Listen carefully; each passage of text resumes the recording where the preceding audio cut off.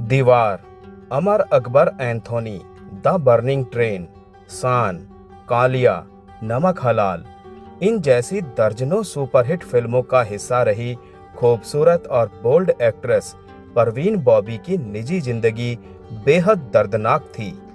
परवीन अपने कैरियर में जब पीक पर थी, तब उन्हें पैरानॉइड सिजोफ्रेनिया नाम की लाइलाज बीमारी हो गई थी। उन्होंने अपनी बीमारी दुनिया से राज रखना चाही, लेकिन समय के साथ उनके बदलते बिगड़ते रवैये ने सब कुछ बर्बाद कर दिया। कभी परवीन बॉबी कहती थी कि अमिताभ बच्चन ने उन्हें किडनैप कर उनके गले में चिप लगा दी है, तो कभी वो पूर्व अमेरिकी प्रेसिडेंट बिल क्लिंटन और प्रिंस चार्ल्स जैसी इंटरनेशनल हस्तियों पर हत्या की साजिश रचने का आरोप लगाती थी। परवीन बॉबी को न्यूयॉर्क के पागलखाने में भी रखा गया था। बीमारी के चलते परवीन इंडस्ट्री से दूर हो गईं और अकेलेपन में समय गुजारने लगी। जब 2005 में फ्लैट में उनकी 3 दिनों से सड़ती हुई लाश मिली, तो बॉलीवुड में हड़कंप मच गया। वीडियो में आगे बढ़ने से पहले मेरा आप सभी से हाथ जोड़कर निवेदन है, मेरे चैनल को सब्सक्राइब करके बेल आइकन को जरूर प्रेस कर दीजिएगा। 4 अप्रैल 1954, आज से ठीक 71 साल पहले वली मोहम्मद खान के घर जूनागढ़ में बेटी परवीन बॉबी का जन्म हुआ था। उनका परिवार जूनागढ़ के नवाबों के खानदान से ताल्लुक रखता था। परवीन बॉबी का जन्म उनके पेरेंट्स की शादी के 14 साल बाद हुआ था और यही वजह रही कि उन्हें बचपन से ही नाजों से पाला गया था। परवीन महज 5 साल की थी जब उनके पिता वली मोहम्मद का इंतकाल हो गया। ऐसे में उनकी मां जमाल बख्ते बॉबी ने अहमदाबाद में अकेले रहते हुए उनकी परवरिश की। माउंट कार्मल हाई स्कूल से पढ़ाई करने के बाद परवीन ने सेंट जेवियर कॉलेज से इंग्लिश लिटरेचर की डिग्री हासिल की। परवीन बॉबी कम उम्र से ही बेहद बोल्ड थी। मॉडर्न कपड़े पहनकर खुले आम सिगरेट पीने वाली परवीन अक्सर लोगों का ध्यान खींच लिया करती थी और यही वजह रही कि महज 18 साल की उम्र में परवीन को बड़े बड़े मॉडलिंग प्रोजेक्ट मिलने लगे थे। एक दिन उस दौर के पॉपुलर फिल्म मेकर B.R. इसारा अहमदाबाद में एक फिल्म की शूटिंग कर रहे थे। परवीन भी शूटिंग देखने पहुंची थी।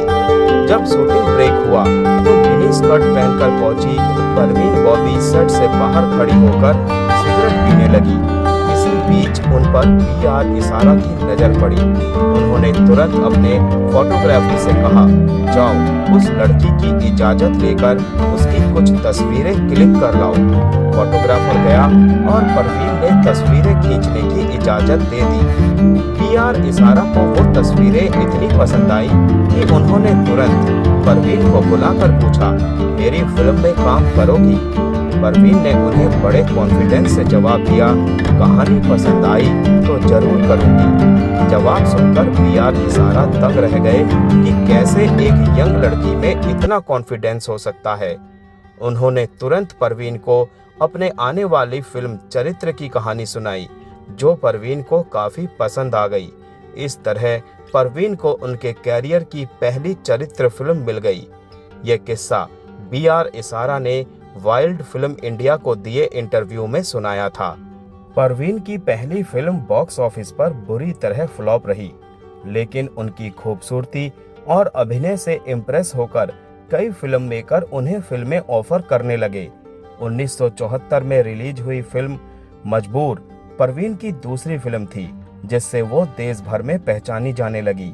आगे उन्होंने अमिताभ बच्चन की फिल्म दीवार में बार डांसर का रोल प्ले कर खुद को इंडस्ट्री की टॉप एक्ट्रेसेस में शामिल कर लिया। परवीन बॉबी की कुछ हिट फिल्में इस प्रकार हैं: 1975 में दीवार, 1977 में अमर अकबर एंथोनी, 1979 में सुहाग, 1979 में ही काला पत्थर, द बर्निंग ट्रेन 1980 में और शान भी 1980 में, कालिया 1981 और 1982 की फिल्म नमक हलाल में। परवीन बॉबी का इंडस्ट्री में पहला अफेयर डैनी से रहा। दोनों का रिश्ता करीब 4 साल तक चला।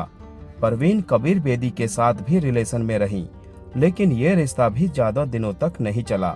कबीर बेदी से ब्रेकअप के बाद 1977 में महेश भट्ट उनका सहारा बने। महेश पहले से शादीशुदा थे, हालांकि इसका उनके रिश्ते पर कोई असर नहीं पड़ा।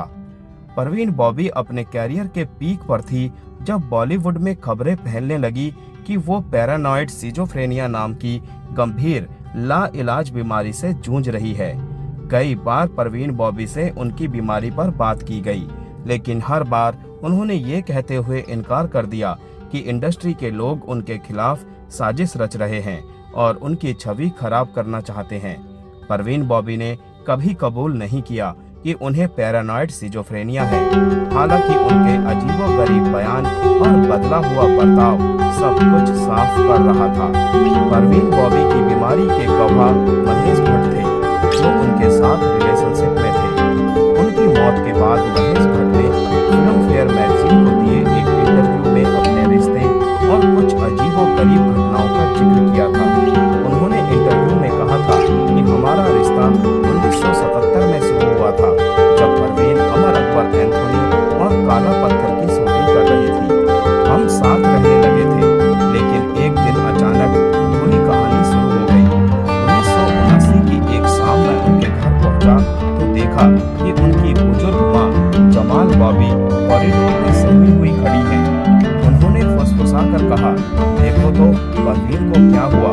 मैं अंदर गया तो देखा कि ड्रेसिंग टेबल पर लाइन से परफ्यूम की बोतलें रखी हुई हैं और परवीन फिल्म कॉस्ट्यूम में पलंग और दीवार के बीच लुकी हुई बैठी है। वो कांप रही थी और उनके हाथ में एक चाकू भी था। मैंने उनसे पूछा, क्या कर रही हो? तो उन्होंने धीमी आवाज में कहा, बात मत करो। इस कमरे में जासूसी करने वाले लोगों ने रिकॉर्डिंग डिवाइस लगा दी है। वो मुझे मारने की कोशिश कर रहे हैं, मुझ पर झूमर गिराने की कोशिश कर रहे हैं। मैं कुछ समझ नहीं पाया और कुछ देर में परवीन मेरा हाथ पकड़कर बाहर ले आई। उनकी माँ निराशा के साथ मुझे देख रही थी। उनकी आंखें बता रही थी कि ऐसा पहली बार नहीं हुआ है। दोस्तों, पैरानॉइड सिजोफ्रेनिया एक लाइलाज बीमारी है जिसमें मरीज को लगता है कि उसके आसपास के लोग उसे नुकसान पहुंचाने की कोशिश कर रहे हैं। सिजोफ्रेनिक व्यक्ति को लगता है कि लोग उसकी जान लेना चाहते हैं और यही कारण था कि परवीन को लगता था कि लोग उन्हें मारना चाहते हैं। परवीन बॉबी की हालत देख महेश भट्ट समझ चुके थे कि उनकी हालत बिगड़ती जा रही है और उन्हें इलाज की सख्त जरूरत है। महेश परवीन को लेकर कई नामी डॉक्टर्स के पास गए। पहले तो परवीन को मेडिसिन से ट्रीट करने की कोशिश की गई, लेकिन उससे बात नहीं बनी तो डॉक्टर्स ने उन्हें शॉक थेरेपी देने को कहा, लेकिन महेश भट्ट ने इससे इनकार कर दिया। फिल्म फेयर को दिए इंटरव्यू में महेश भट्ट ने एक किस्से का जिक्र करते हुए बताया था कि परवीन अपने आसपास की हर चीज पर शक किया करती थी। एक दिन उन्होंने महेश से कहा था कि उनके कमरे में लगे एयर कंडीशनर में एक चिप लगाई गई है। परवीन का वहम दूर करने के लिए महेश भट्ट ने पूरा एयर कंडीशनर खुलवा कर दिखाया, लेकिन वो फिर भी नहीं मानी। इसी इंटरव्यू में उन्होंने बताया था कि एक दिन हम मेरे दोस्त यूजी कृष्णामूर्ति से मिलकर लौट रहे थे, जो एक फिलोसफर भी हैं। परवीन ने रास्ते में ही चिल्लाना शुरू कर दिया, कहने लगी, कार में बम है और मुझे बम का अलार्म सुनाई दे रहा है। ये कहते ही वो चलती कार से उतरने की कोशिश करने लगी। रास्ते में लोगों को लग रहा था कि परवीन और मेरी लड़ाई हो रही है। तमाशा बनने लगा तो मैंने उन्हें टैक्सी से घर पहुंचाया था। महेश भट्ट को उनके डॉक्टर ने सलाह दी थी कि जब तक परवीन की हालत नहीं सुधरती उन्हें फिल्मी दुनिया से दूर रखा जाना चाहिए। महेश भट्ट ने डॉक्टर की बात मान ली और 1979 में वो खुद भी परवीन के साथ मुंबई छोड़कर बेंगलोर शिफ्ट हो गए। जब बेंगलोर जाने के बाद भी परवीन की हालत में सुधार नहीं आया तो डॉक्टर्स ने महेश भट्ट को उनसे दूर रहने की सलाह दी। महेश भट्ट ने वही किया और वो परवीन को छोड़कर मुंबई लौट आए। वो मुंबई में रहकर ही डॉक्टर के संपर्क में रहकर परवीन की मदद करते रहे। एक दिन परवीन ने डॉक्टरों से कहा कि वो वापस मुंबई लौटकर फिल्मों में काम करना चाहती है, लेकिन डॉक्टरों ने उन्हें ऐसा करने से मना कर दिया। कई दिनों तक अलग रहने के बाद एक दिन महेश भट्ट परवीन से मिलने बेंगलोर आए थे। परवीन ने मिलते ही उन्हें एहसास दिला दिया कि वो अपना इलाज नहीं करवाना चाहती। इस बात के लिए महेश को कन्विंस करने के लिए वो उन्हें सेड्यूस करने लगी और कहा, या तो मैं या डॉक्टर। महेश भट्ट समझ गए और उन्हें छोड़कर निकल गए। ये बात परवीन से बर्दाश्त नहीं हुई और वो कम कपड़ों में ही उनके पीछे दौड़ पड़ी। आखिरकार 1980 में महेश भट्ट ने परवीन बॉबी से अपने सारे रिश्ते खत्म कर दिए। इस अलगाव के बाद परवीन ने इलाज कराना बंद कर दिया और मुंबई आकर फिर फिल्मों में काम करने लगी। परवीन बॉबी साल 1983 में एक फिल्म की शूटिंग कर रही थी। शूटिंग के बीच ही 30 जुलाई 1983 को परवीन अचानक गायब हो गई। लोगों ने उनका पता लगाने की तमाम कोशिशें की, लेकिन उनकी कोई खबर नहीं मिली। अफवाह फैली कि परवीन बॉबी पर अंडरवर्ल्ड के लोगों की नजर थी और वो लोग उन्हें उठा ले गए हैं।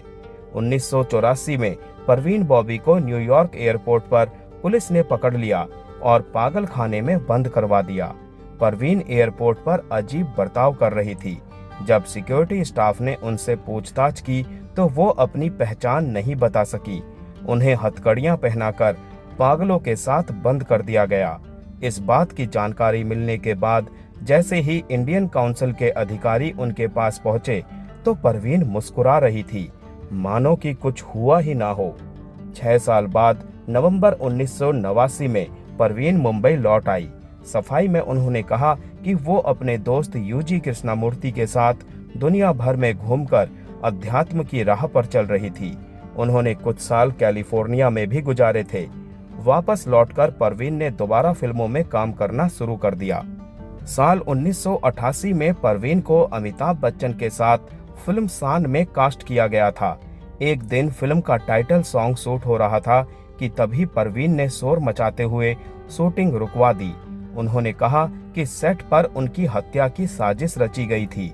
उन्होंने को स्टार अमिताभ बच्चन पर आरोप लगाते हुए कहा कि वो उनकी जान लेने की कोशिश कर रहे हैं और उन पर झूमर गिरवाने वाले थे। परवीन के ये संगीन आरोप सुनकर हर कोई हैरान था, लेकिन उनकी मानसिक स्थिति किसी से भी छिपी नहीं थी। शूटिंग रुक गई और परवीन घर चली गई। साल 1989 में फिल्म फेयर मैगजीन को दिए इंटरव्यू में परवीन ने कहा कि Amitabh Bachchan super international gangster हैं, वो मेरी जान के पीछे हैं।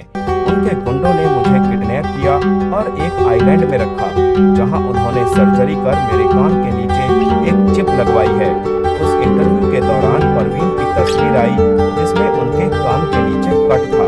अमिताभ बच्चन के बाद परवीन ने bill Clinton, Prince Charles, US government से जुड़े कई नामी लोगों के खिलाफ केस फाइल किया। परवीन का कहना था कि ये लोग उसकी जान लेना चाहते हैं। हालांकि कोर्ट ने सबूतों की कमी के चलते केस को बंद कर दिया। सालों बाद परवीन बॉबी तब सुर्खियों में आई जब उन्होंने कहा कि उनके पास संजय दत्त और 1993 में हुए सीरियल बम धमाकों से जुड़े पुख्ता सबूत हैं। 2002 में परवीन बॉबी ने एक एफिडेविट फाइल कर कहा था कि उनके पास संजय दत्त के खिलाफ सबूत है। उन्हें सुनवाई के लिए कोर्ट बुलाया गया, लेकिन वो पहुंची ही नहीं। बाद में उन्होंने कहा कि अगर मैं आती तो मेरी हत्या कर दी जाती। परवीन जुहू स्थित फ्लैट में अकेले रहा करती थी। वो लोगों से सिर्फ कॉल के जरिए संपर्क करती थी। जब भी उनके पास कॉल आते थे तो वो कहती थी कि उनका कॉल सर्विलांस पर है, जबकि परवीन खुद सारे कॉल रिकॉर्ड करती थी। परवीन बॉबी के अपार्टमेंट के बाहर दूध के पैकेट और अखबार जमा हो रहे थे। वो आमतौर पर रोजाना अखबार और दूध समय पर उठा लिया करती थी, लेकिन उस दिन पड़ोसियों ने गौर किया कि परवीन कई दिनों से घर से बाहर नहीं निकली है। जब पड़ोसियों ने पास जाकर जानने की कोशिश की तो फ्लैट से सड़न की बू आ रही थी। वो दुर्गंध इतनी तेज थी कि कोई दरवाजे के पास सांस भी नहीं ले पा रहा था। पड़ोसियों ने तुरंत पुलिस को खबर दी और जब पुलिस ने दरवाजा तोड़ा तो मंजर दिल दहला देने वाला था। परवीन बॉबी की लाश बिस्तर पर पड़ी थी, लेकिन पहचानने लायक नहीं थी। कमरा पूरी तरह बेतरतीब था और बिस्तर के पास एक व्हीलचेयर भी पड़ा था। परवीन बॉबी की मौत उनकी लाश मिलने के 72 घंटे पहले ही हो चुकी थी, जिससे उनका शरीर सड़ चुका था। खबर मिलते ही बिल्डिंग के नीचे मीडिया जमा हो गई। वहां कोई रिश्तेदार नहीं था जो इनकी बॉडी को क्लेम करे। महेश भट्ट ने इंटरव्यू में बताया था कि वो 22 जनवरी 2005 का दिन था जब मैं एयरपोर्ट पर था। हैदराबाद से वापस आते मेरे फोन में एसएमएस की बाढ़ आ गई थी। एक मैसेज खोला तो पता चला कि परवीन की मौत हो चुकी है। वो अपने अपार्टमेंट में मरी हुई मिली थी। मेरे लिए यकीन करना मुश्किल था। मुझे पता चला कि उनकी डेड बॉडी कूपर अस्पताल में है और कोई रिश्तेदार बॉडी क्लेम करने भी नहीं पहुंचा। मैंने उसकी जिम्मेदारी ली। परवीन मेरी कामयाबी का कारण थी। उससे अलग होने के बाद ही मैंने फिल्म अर्थ बनाई और कामयाबी हासिल की। मौत से चंद महीनों पहले परवीन क्रिश्चियन हो चुकी थी और उनकी ख्वाहिश थी कि उनका अंतिम संस्कार क्रिश्चियन रीति रिवाजों से हो। परवीन के अंतिम संस्कार में उनके कुछ दूर के रिश्तेदार भी पहुंचे थे, जिन्होंने उनका अंतिम संस्कार उनकी इच्छा के विरुद्ध मुस्लिम रीति रिवाजों से किया। उन्हें जुहू के सांता क्रूज कब्रिस्तान में दफनाया गया। पोस्टमार्टम रिपोर्ट में साफ था कि परवीन की मौत मल्टीपल ऑर्गन फेलियर से हुई थी।